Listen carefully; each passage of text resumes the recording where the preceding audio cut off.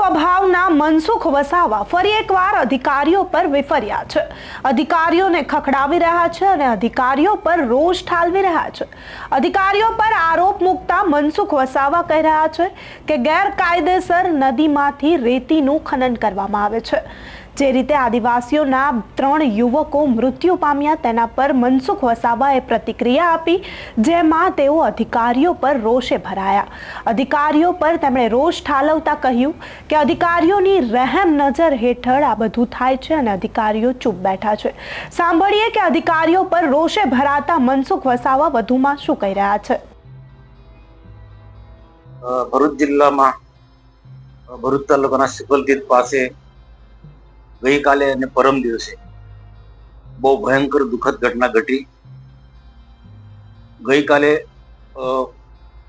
ભરતીની ઓટ પણ હતી પૂરમના કારણે, અને કેટલાક રેત માફિયાઓએ સિકલતીર્થ પાસે ઊંડા ઊંડા ખાડા ખોદ્યા છે રેતી કાઢવાના, મશીનથી રેતી કાઢી। એમાં વેજલપુરના સામાજિક મરણોત્તર વિધિ માટે એક પરિવાર ત્યાં ગયો। એમને ખ્યાલ નહીં કે આટલા ઊંડા ખાડા છે અને તેમાં ભરતીનું પાણી, એટલે એ ઊંડા ખાડામાં ગરકાવ કરી ગયા।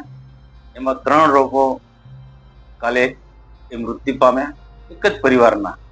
અને એના એક દિવસ પહેલા સુરતના એક યુવાન એ પણ ત્યાં નાહવા માટે આવ્યા છે, એ પણ આ ખાડામાં રીતના પડીને મરી ગયા। આમ 2 દિવસમાં 4 આ રીતના આકસ્મિક મૃત્યુ પામ્યા છે। અને એમાં ખાસ કરીને જે રેત માફિયાઓ આડેધડ નદીમાં ગેરકાયદેસર રેતી કાઢી છે એનું મેઇન કારણ આ છે।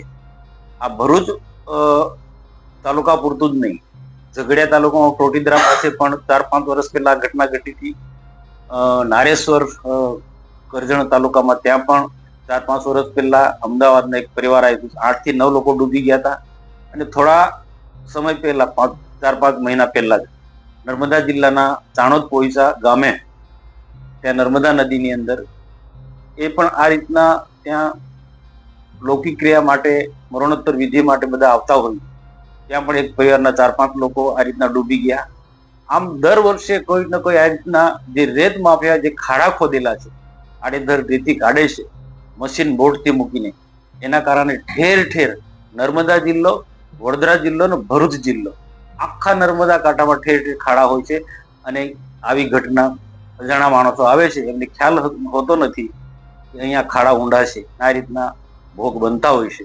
આ તો માનવની વાત કરું, કેટલીક વખત તો પશુઓ આવી જગ્યાએ પાણી પીવા જતા હોય તો પશુઓ પણ અંદર દટાઈ જતા હોય છે। ઊંડા ખાડા હોવાના કારણે ઉપરથી ક્યાંય પત્તો પણ લાગતો નથી।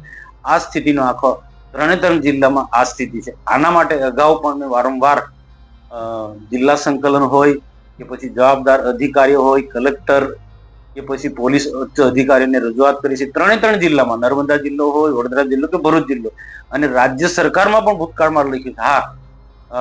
માનનીય મુખ્યમંત્રી ભૂપેન્દ્રભાઈ પટેલ સાહેબે ગયા વર્ષે કડક હાથે કામ લીધું, એટલે 5-6 મહિના બિલકુલ આ બધી ગેરકાયદેસર પ્રવૃત્તિ અટકી ગઈ હતી, પણ ફરી પાછી આ પ્રકારની ચાલુ થઈ છે।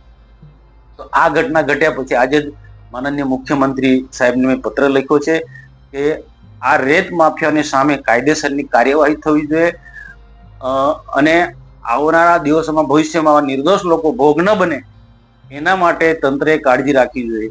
અને આના માટે મેં જવાબદાર હું ઠેરવું છું 3 જિલ્લાના જિલ્લા વહીવટી તંત્ર, ભરૂચ જિલ્લાનું વહીવટી તંત્ર હોય, વડોદરા જિલ્લાનું વહીવટી તંત્ર હોય કે પછી નર્મદા જિલ્લાનું વહીવટી તંત્ર, આ બધા જ લોકોની મિલીભગત અને ગાંધીનગર સુધી એમની લિંક હોય। ગાંધીનગરમાં પણ ખાણ ખનીજ વિભાગના અધિકારીઓ આ રેત માફિયા સાથે જોડાયેલા હોય છે, અને કેટલાક આ રેત માફિયા બહુ મોટા રાજકીય વગ ધરાવનારા લોકો હોય છે। એના કારણે ઘણા અધિકારીઓ કાયદેસરની કાર્યવાહી કરી શકતા નથી। પરંતુ આજે જિલ્લા સંકલનની મિટિંગમાં પણ મેં કહ્યું, ગમે તેટલા મોટા કોઈ પણ ચમરબંધી હોય પણ કાયદેસરની કાર્યવાહી કરો, કારણ કે નિર્દોષ લોકોનો ભોગ બને છે। આજે વેજલપુરમાં જે પરિવારને અમે મળ્યા, જે 3 લોકો જે ભોગ બન્યા છે એ પરિવારને મળ્યા, આજે એટલા બધા ગરીબ પરિવારના છે, એટલું બધું રોદન કરી છે, આપણને એટલું બધું દુઃખ થાય। તો આના માટે આવનારા દિવસોમાં આવા બીજા કોઈ નિર્દોષ લોકો ભોગ ના બને એના માટે મેં પત્ર લખ્યું છે માનનીય મુખ્યમંત્રીને, અને 3 જિલ્લાના વહીવટી તંત્રને પણ હું આના વાકેફ કરવાનો છું કે ભાઈ જવાબદારી તમારી છે।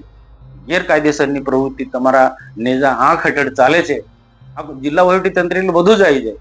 કલેક્ટર કચેરી હોય, પોલીસ ખાતું હોય કે ખાણ ખનીજ હોય કે બીજા મામલતદાર થી માંડીને બધા જ લોકોની એક સંયુક્ત જવાબદારી છે. કોઈ ખાણ ખનીજ વાળાના એટલે જવાબદારી નથી, બધા જ લોકોની એક જવાબદારી છે.